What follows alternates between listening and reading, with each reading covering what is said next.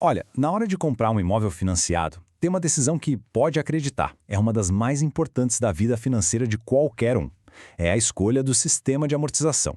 Parece um nome complicado, né? Mas a diferença que isso faz no bolso é simplesmente gigante. Então, vamos mergulhar fundo nisso. Tabela Price ou saque?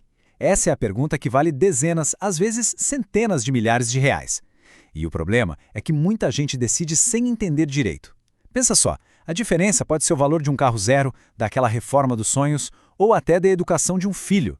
É muita coisa em jogo, né? Beleza, para começar, vamos botar os dois na mesa. Quem são os protagonistas dessa história? De um lado, a famosa tabela Price.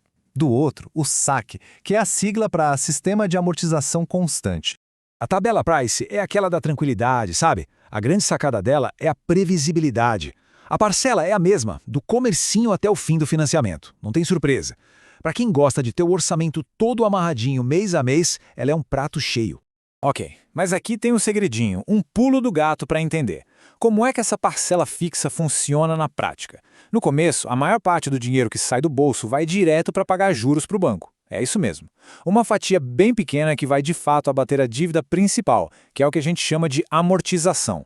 Ou seja, no início se paga muito juro e pouca dívida. Agora vamos para o outro lado do ringue, o saque.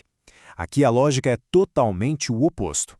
A parcela começa lá em cima, mais salgada, e com o passar do tempo ela vai diminuindo, até ficar bem mais leve lá no final.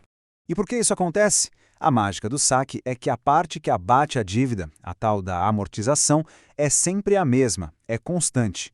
Como o saldo devedor vai caindo todo mês, os juros, que são calculados em cima desse saldo, também caem. O resultado é esse. A parcela total diminui a cada mês. E o melhor, a dívida principal diminui mais rápido desde o início.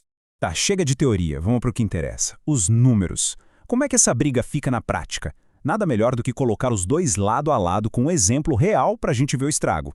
Ou a economia. Então, imagine só, um financiamento de R$300 mil, para pagar em 30 anos, o que dá 360 meses. Um cenário bem comum, certo? Vamos ver o que acontece.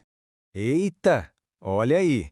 Logo de cara a gente já vê o primeiro soco do saque. A primeira parcela é bem mais pesada, quase R$700 a mais por mês no nosso exemplo. É uma diferença que, convenhamos, pode apertar bastante o orçamento no começo, né? Mas calma, essa luta é longa. Olha o que acontece com o passar do tempo. No começo, o saque está lá em cima. Aí lá pela metade do caminho, pelos 15 anos, as parcelas meio que se encontram. E depois o jogo vira completamente. No final, a parcela do saque fica muito mais barata que a da Price. Agora, se prepara. É aqui que o queixo cai. Dá uma olhada no total de juros pagos no final dos 30 anos. Na Price, mais de R$640 mil. No saque, 450 mil.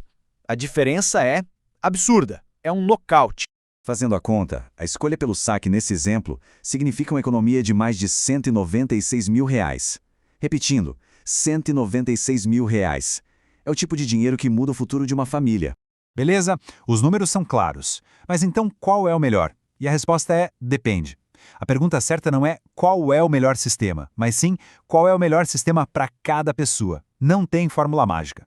Essa tabelinha aqui resume bem o dilema. É um guia rápido. Basicamente, a escolha é ter uma parcela inicial mais baixa, que cabe mais fácil no bolso agora, mesmo pagando mais no total, ou fazer um esforço maior no começo para ter uma economia gigante lá na frente. Essa é a grande questão.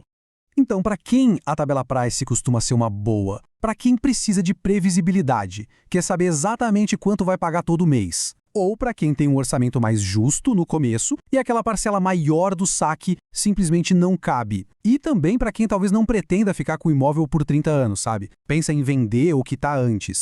E o perfil do saque, geralmente, é quem tem uma renda um pouco mais confortável no momento de assinar o contrato e consegue bancar aquela parcela inicial mais alta. É para quem tem o foco total em economizar no longo prazo, em pagar menos juros no final da história. É a escolha de quem está pensando lá na frente em construir patrimônio de forma mais eficiente. No fim das contas, a gente vê que não tem um vilão e um mocinho.